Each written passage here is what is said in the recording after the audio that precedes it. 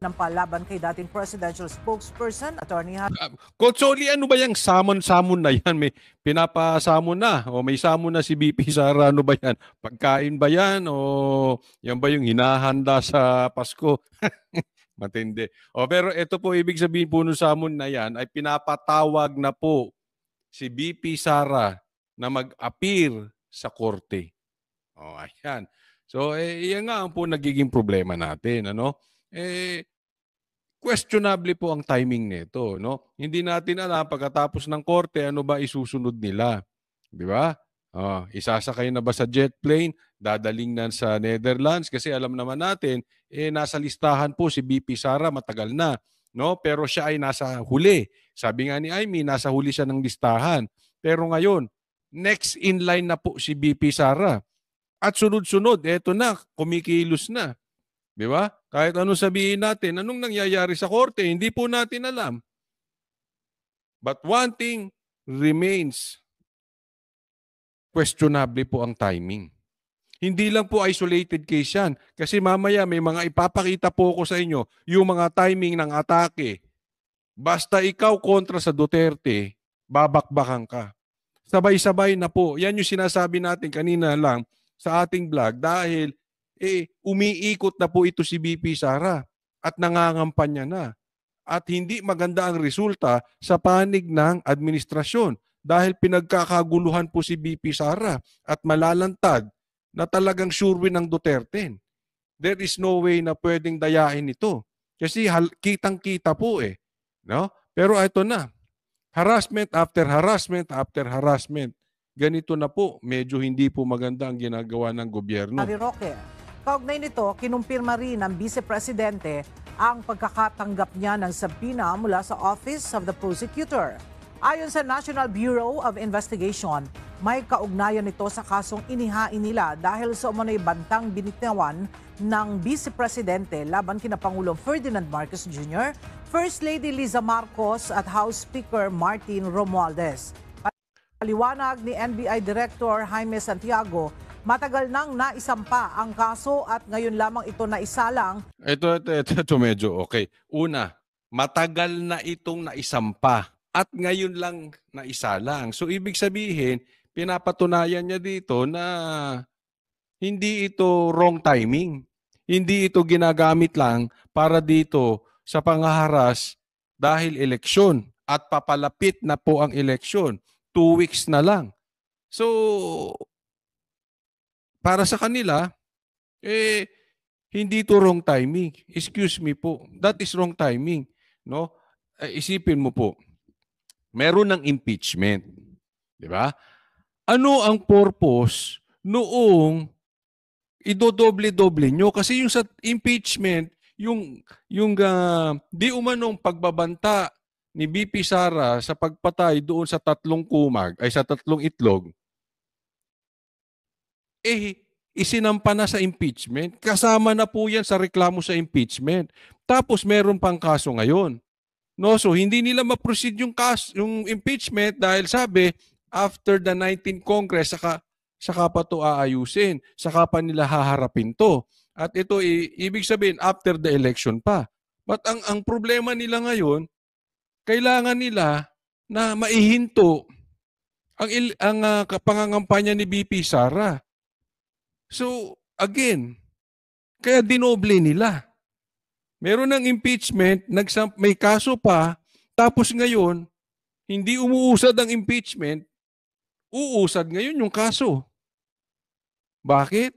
Again, parehas nung ginawa kay Tatay Digong.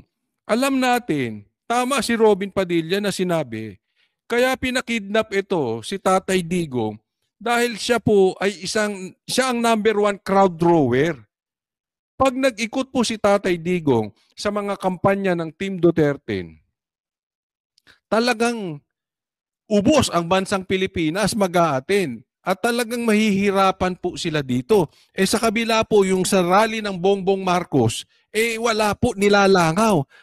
So, inawat, pinadala si Tatay Digong sa ICC. Biglaan nga niyan Di ba? Biglang nagkaroon. Ang tagal na pinag-uusapan yan, hindi umuusad. Ngayon, bigla may ICC. Same thing kay VP Sara. Bigla naman ngayon, pinapatawag ng korte.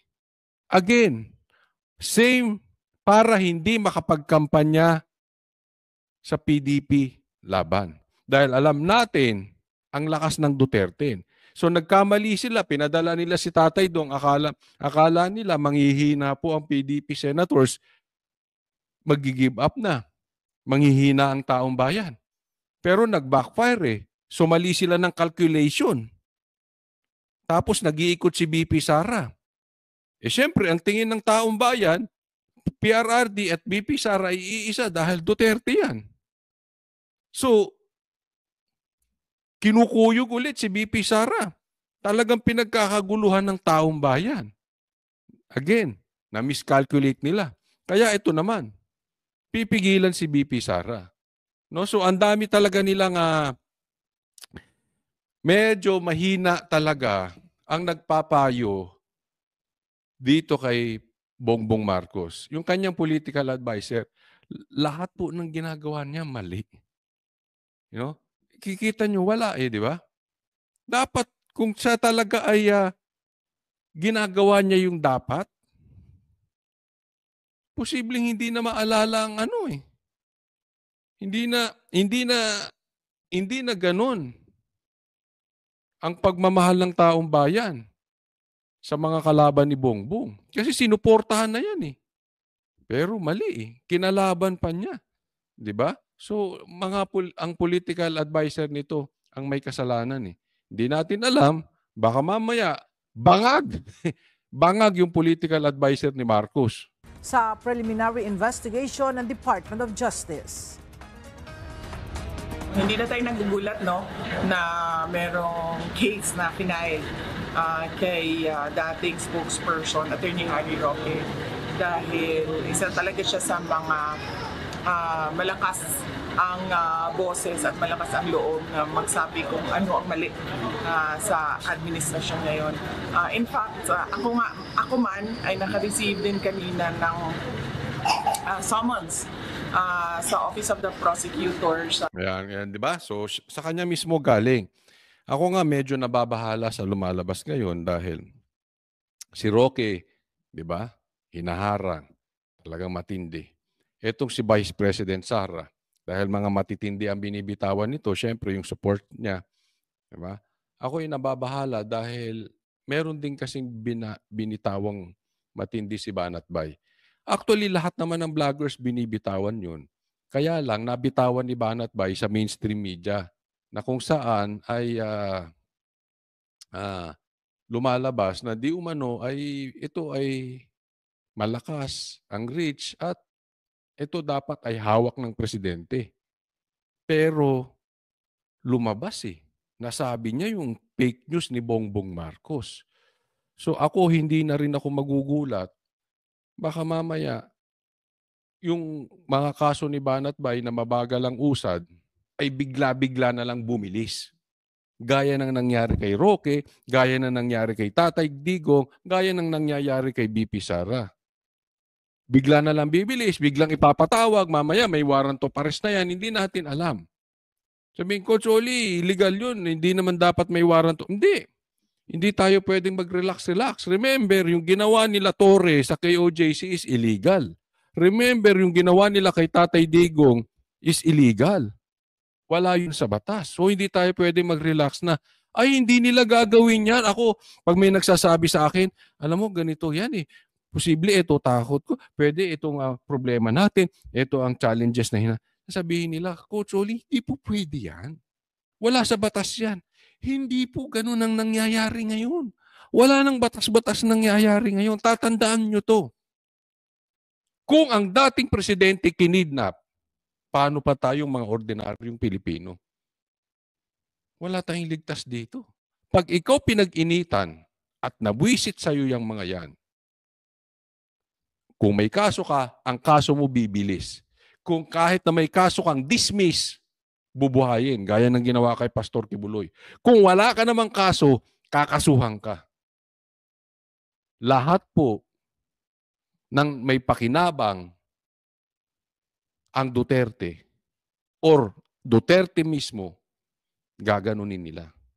Final ng National Bureau of Investigation na kaso laban sa akin. O yan, next topic po tayo. Ay, no.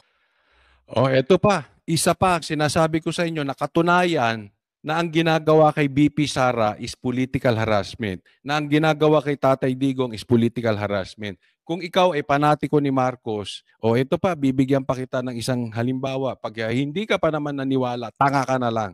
Ha? Doon sa mga bashers natin, doon sa mga naniniwala pa kay Marcos, tanga ka na lang. Kung hindi mo pa naiintindihan ito. Another example na panggigipit. Oh, tingnan po natin. Local officials from Bulacan are urging a deeper probe into the deals of the Villar-owned Prime Water, which has been accused of poor service and high costs. So, Ayan. Prime Water naman ang pinag-initan ngayon. So, Villar naman ang pinag-initan ngayon. So, poor service daw at high cost. Ito po lang. Ha? Ito masasabi ko sa inyo. Again, hindi po ako kampi sa Villar. Di ba? Ito po ay bahala kayo kung iboboto nyo Villar or hindi. Ako, hindi. Pero, questionable po yung timing ng pagbanat dito kay Villar. Kasi sumama siya at inendorso siya ni BP Sara. Kaya hindi, kahit ito si Villar ay hindi natin malaman kung alyansa ba or Maka Duterte ba, ngayon, hinaharas na rin. Diba? Bigla-biglaan. Again, another questionable timing. Huwag niyo sabihin ngayon lang yan. Di ba? Nagkataon lang. Same thing na nagkataon lang ba na may pinasok kayong 20 pesos na bigas na pagkain naman ng aso? Same thing na inasa dahil kasagsagan ng ng kampanya, pinadala si Tatay Digong sa ICC. Nagkataon din ba na pinagkakaguluhan na si BP Sara at tayo ay bahagyang 2 linggo na lang ay mag-i-eleksyon na kaya lumabas ang samo ni BP Sara. Ngayon naman, babakbakan naman ang Villar. Di ba? Alam ko maraming galit sa Villar at marami ring natutuwa sa Villar. Hindi yun ang issue dito. Ang issue dito, yung timing nyo. Ayaw nyo lumaban ng patas. Diktador kayo eh. Pag napunta sa kabila, gigipitin ninyo. Kaya alam mo, in a way, ako hindi ko ipopromote na iboto si Amy, pero in a way nakakabuti si Amy. Alam nyo kung bakit? Si Amy lang ang nagsasalita ngayon nang hindi nila magalaw. Of course, Marcos pa rin yan. Marcos pa rin ang apelyido niyan. Kapatid pa rin yan. Kaya medyo may kamandag si Amy. Sana nga lang hindi siya puro salita. Kasi ngayon, pag kumalaban ka sa Marcos, delikado ka. Di ba? Pero ito lang masasabi ko. Real talk po. Dati po ang aming bahay ay ang nagsusupply ng tubig. Ito po ay subdivision nila Villar. No, Prime Water. At yung sinasabi nilang poor service at saka medyo mahal, hindi naman siguro. Medyo siguro mahal ng konti. But of course, subdivision yan eh. Poor service, I really don't think so. Kasi kahit nasa second floor ka, pwede mong itodo yung tubig, mabubutas ang bunbunan mo. Okay? Ngayon, hindi ko alam sa ibang projects nila. Baka palpak. Ang kinukwento ko lang sa inyo, yung realidad from my experience. Malakas ang tubig, kahit nasa taas ka, kasi usually sa baba lang ang mataas ang tubig, malakas ang tubig, sa taas wala na. Wala pong water interruption unless may scheduled cleaning. Isa pa yung maganda. Meron silang cleaning talaga. So, regular yan, kaya yung tubig malinis parate. No? So, again, hindi ito pinagtatanggol. Ito lang yung talagang nangyari. hindi kahit po hindi kami napuputulan ng tubig, 'di ba? Hindi po yung iba sinasabi may El Nino, kinakapos sa tubig. Sa awa ng Diyos kami naman po hindi namin na-experience lang. Yan. Occasionally before, nung may malalakas ang bagyo, na talagang natumba yung mga puno, etc., etc. But alam naman yan natin. Pero naayos pa rin. Bukod dyan, approve ako sa prime water na sinasabi nila. Itong serbisyo. No? So, well, again, hindi yan ang issue. Ang issue ko dito yung timing. How does the palace respond to this call? Unang-una po, sinabi po natin na ang kakulangan sa serbisyo ay walang puwang sa administrasyon ni Pangulong Marcos. Ang kakulangan sa serbisyo ay walang puwang kay Pangulong Marcos. Binahanga kayo ng binaha, wala kayong nagawa, bilyong pesos pa. Bilyon pa ang nako. Serbisyo, walang puwang. Wow. Anong serbisyong binibigay niyo sa gobyerno? Tinanggalan niyo ang PhilHealth. Wala kayong ginagawang infrastructure. Puro palpak ang ginagawa ninyo. And then here you are, sasabihin mo kay walang puwang. Alam mo, Claire, fake news ka rin. Junior. Ang pangangailangan po ng tao sa malinis na tubig, sapat na supply ng tubig, ay dapat lang po nararapat at hindi pa negosyo lamang. Karapatan sa sapat na tubig at malinis na tubig. Again, napaliwanag ko na yan. In my experience, sapat po yung tubig na sinusupply nila. Actually, higit pa sa sapat. At malinis po. May regular cleaning pa nga eh. So kung ako tatanungin, in my opinion, Claire Castro, fake news ka. Kundi ito ay dapat na kinakalinga. Fake news peddler ka. Yan yung nila no? Yan yung mga salita nila na binitawan. Siyempre, yan ang susundan nila. Yan ang spin nila eh. Pangangailangan ng taong bayan. Mag-uutos po ang Pangulo para mag-imbestigahan po ito. Follow up. Mag-uutos po ang Pangulo para imbestigahan ito. Parang yung mga tanungan, Parang tanim-tanong. Bibigyan ko pa kayo ng isang tanim-tanong. Considering that one of the administration's bet, Representative Villar, is directly linked to Prime Water, are we still confident in the service that she could provide if she's elected as a senator? Kita nyo? Ibinalik kay Camille. Isang kandidato. Di ba? Kayo ba hindi nakakahalata? Itong media, nagiging tanim-tanong kayo, di ba? Yun na yung tumbok nun di ba? Di ba? Hindi natin alam. Hindi natin alam ang motibo nitong alin to, pero medyo kaduda-duda lang yung tanong na. Kinunek kay Camille. Di ba?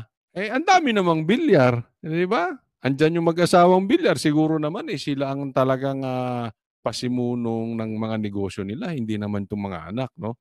At syempre, ang tumatakbo, yun ang pinag-iinitan. At siya ang tanong ngayon ng media at siya ang sasagutin ngayon ni Claire.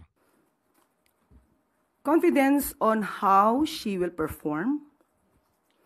Well, it depends on how she will perform. If we will have this trust on her, well, we have to give it to her. But he should prove that she could perform. Dati, pinopromote ni Marcos. Di ba? Noong prinomote na ni BP Sara na isa to sa plus 2 niya, ngayon, mayroon na siyang kailangang patunayan. Noong si Marcos ang nag-a-announce, parang ang galing-galing nung kanilang mga kandidato, including Camille, including Amy. Ngayon, iba na tono. Kailangan na niyang patunayan.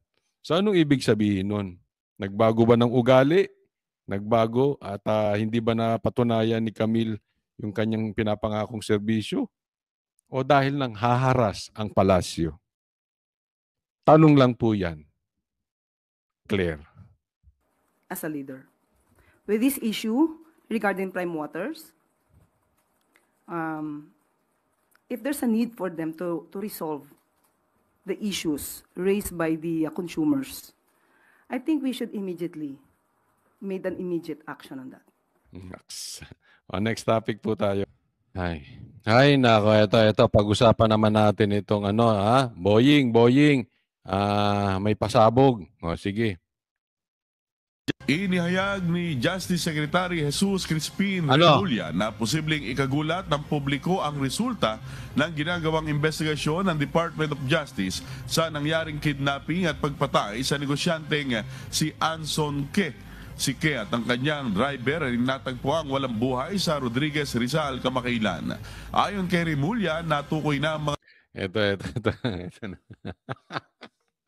May posibleng ikagulat ng publiko. At natukoy na nila kung sino yung mastermind ng kidnapping at pagpatay. Ano na naman kaya itong pasabog ni Boying? Ano na naman kalokohan yung gagawin mo, Boying? Hulaan tayo, hulaan ha. Ilagay nyo sa comment section. Sino sa tingin ninyo ang pinatutukuyan nitong si Boying? Baka mamaya, bumalik na naman yan. Si Duterte. Si PRRD na naman ang mastermind yan. Hindi natin alam, baka mamaya si Pulong. O mamaya si Basti. Kasi ikakasurpresa. Teka muna, Boying. Sino ba ang mastermind ng kidnapping sa Pilipinas? Sino ba ang pinakamalaking tao na nakidnap sa Pilipinas? Sige nga, kayo sa mga nanonood. Sa tingin ninyo, sino ang pinakamalaking tao, pinakamalaking pangalan na Pilipinong kinidnap? Kasi na-resolve na daw ni Boying di ba? Sino na naman kaya ang pagbibintakan nito?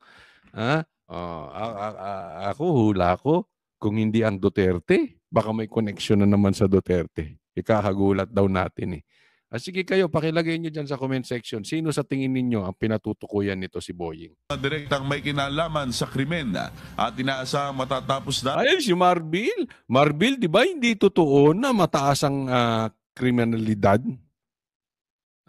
Mas safe po ang ating daan. Di ba? Hindi po totoong laganap na ang krimen sa bansa. So yung kidnapping na sinasabi ni Boying at pagpatay na sinasabi ni Boying, fake news. Di ba? Sige, totoo ba? Hindi, ako tanong ko sa iyo, Marbil. Totoo ba na laganap ng kidnapping sa Pilipinas? Ewan ko. Kasi wala naman ako nakikitang nagsasaksakan doon sa lugar namin. Doon kung saan akong subdivision nakatira, wala naman ako nababalitaang nagsasaksakan. Di ba? So, safe siguro. Kasi ganyan ang di ba? Ni Claire. Paglabas daw niya, walang nagsasaksakan. So hindi, ibig sabihin yan, may safe ang lugar. Kasi paglabas niya, walang saksakan. Di ba? Okay. Ganun din sa aming lugar. Walang saksakan doon. Pero Claire, pero Marbil, dalawa kayong fake news in my opinion. Hindi porket walang nagsasaksakan sa harap ninyo. Safe ng Pilipinas. Naiba kayo? Anong klase kang pulis kung wala kang intel? Hindi mo alam ang nangyayari sa bansang Pilipinas. Anong klase kang USEC kung hindi mo alam ang katunayang kalalagayan ng ating bansa? Abay, lutang kayo. Wala kayong alam. Lumayas kayo dyan sa posisyon ninyo. Sayang ang binabayad ng gobyerno sa inyo.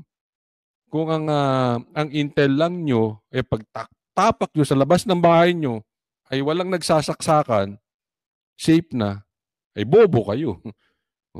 Opinion ko yun, bobo kayo. Sasabihin ko sa inyo yan, bobo kayong dalawa. Diba? Sasabihin nyo, safe ang daan. Pambira. Ang investigasyon ng DOJ, National Prosecution Service, 25 araw mula ngayon. Next topic po tayo. Okay, ito pag-usapan natin ha. Para tila pinagpapalit na ng apelyido ni Amy si Bongbong Marcos. Pinagpapalit na po ng apelyido ni Amy si Bongbong Marcos. Okay, sige, ito pag-usapan natin.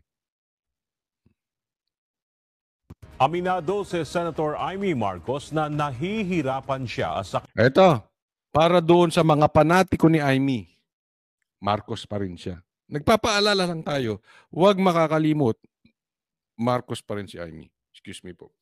kanyang kampanya dahil sa dala niyang apelyido. Hindi lingid sa publiko ang pagiging malapit niya kay Vice President Sara Duterte na pangunahing oposisyon ng kapatid niyang si Ito, ang pinapakita dito ni Amy at ang pinapaliwanag ng kanilang ay talaga namang malapit siya. Itong si Amy, malapit naman talaga kay Sara.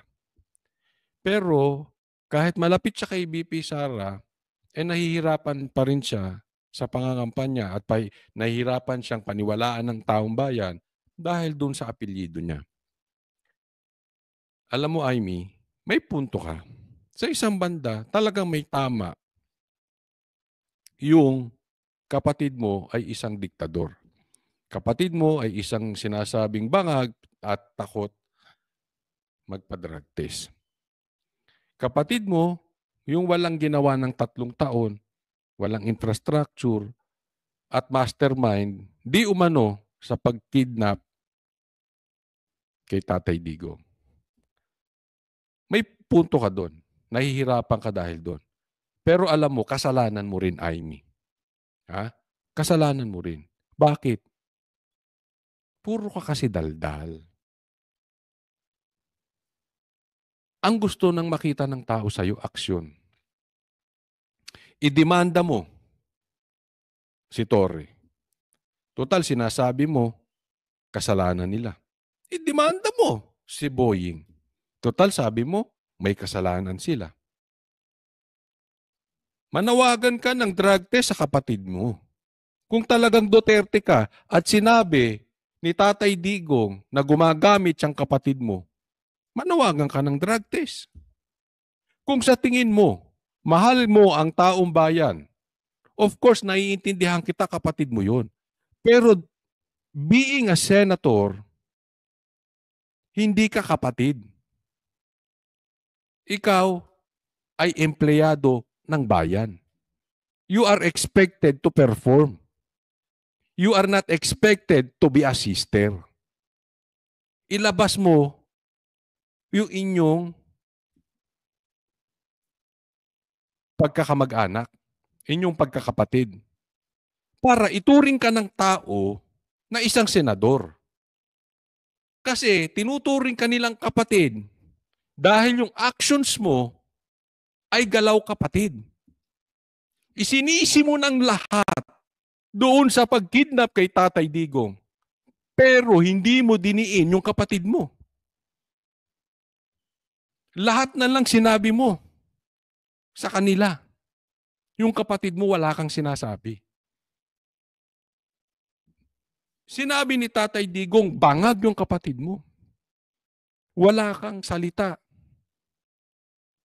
Tapos sasabihin mo, Duterte ka.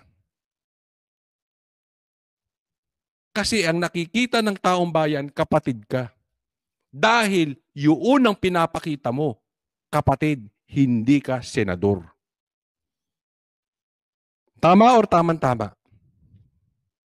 Kaya, kung gusto mo paniwalaan ka ng taong bayan, ang gusto ng taong bayan, aksyon, hindi dada. Antayin natin. Pero huwag kang mangangako na gagawin mo after the election. If you want the support ng mga Duterte, gawin mo before the election. Antayin natin. Pero kung walang dumating, you are all talk. Lip service. Pangulong Ferdinand Marcos Jr. Kamakailan ay biniro ni VP Sara ang senadora at sinabing magpalit na lang ito ng apelyido para makaiwas sa issue. Gayunman, sinabi ni Senator Amy na hindi niya ito kailangan. Sa palagay ko, hindi ako dapat magpalit kasi tapat ako sa turo ng aking ama. Yun, parang yun ang pagpapasaring. Ito, medyo pasaring ito, kaya lang hindi pa rin diretso. No? Dahil sinabi nga ni BP Sara, magpalit na siya ng apelyido para hindi siya tinatamaan. Pero sa kanya, tapat daw siya sa tungkulin. Ano eksaktong sinabi niya? Tapat siya sa tungkulin. Ulitin natin. Magpalit kasi tapat ako sa turo ng aking ama. Okay. Tapat siya sa turing ng aking ama. Ibig sabihin si Bongbong hindi tapat. Isa pa yan. We are calling you, Amy, to be a senator, not to be a sister. Alam mong mali ang ginagawa na ng kapatid mo sa pamamalakad dito sa gobyerno. Siya man or yung mga nakapaligid sa kanya, for discussion purposes, let's assume walang kasalanan si Bongbong. Kunwari lang, walang kasalanan si Bongbong, kasalanan lahat ng nakapaligid sa kanya. But still, being the president, wala na siyang karapatang maupo dyan. Dapat you call for his resignation. Kasi kahit inosente siya, pero nawalan siya ng control diyan sa mga nakapaligid sa kanya, kaya sumasama ang kalagayan ng Pilipinas, then we have leadership vacuum.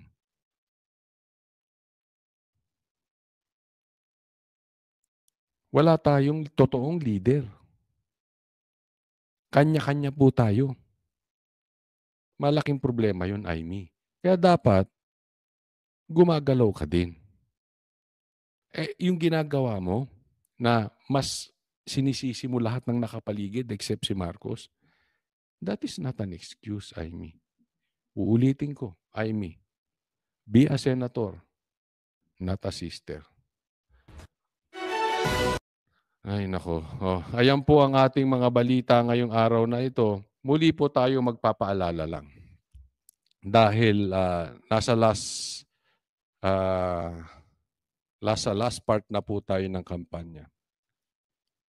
And ipagpatuloy po natin. Ako ay may nabalitaan po, no?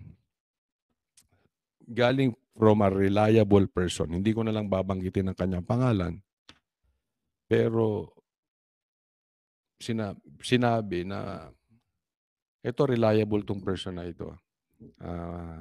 Nakasama ko na tong matagal. Nakasama ko to sa bakbakan. Reliable ang apelyido nito, matalino. And sa Luzon, ay sa Visayas at Mindanao, panalo na po ang Duterte. Ang medyo swing votes na lang po sa atin ay Luzon. No? Ngayon, may nagsabi sa akin, may nagtanong at sabi niya, Coach Oli, lamang tayo sa Visayas at Mindanao. Hindi ba enough na yon para manalo tayo sa eleksyon itong Duterte? Kahit makuha pa nila ang Luzon. I don't agree. Yes, makuha natin ang Visayas at Mindanao, panalo na tayo. But still, hindi tayo pwedeng pakampante. This is not the time to relax. Diba? Trabahuhin natin to for the next 2 weeks. Kasi yung mangyayari ngayong 2 weeks, pag sumablay tayo dito, pagbabayaran na naman ng 3 taon. Kahit hindi po natin kasalanan. Napaka-importante po na hindi lang po tayo manalo. Kasi i-expect nyo na dadayain tayo. Kasi yan po ang tanong ng marami. Coach Oli, nararamdaman namin dadayain kami, yung online voting, etc. etc. Hindi naman dapat online voting, ganyan ang ginagawa nila, etc. etc. Given na po yan. No? Very, very possible. In my opinion, dadayain tayo. Kaya lang, hindi tayo pwedeng mag-give up. Kailangan active tayo. Hindi tayo pwedeng passive. So, hindi pwedeng atin lang ang Visayas at Mindanao. Sa katunayan, medyo landslide daw ang Visayas Mindanao. But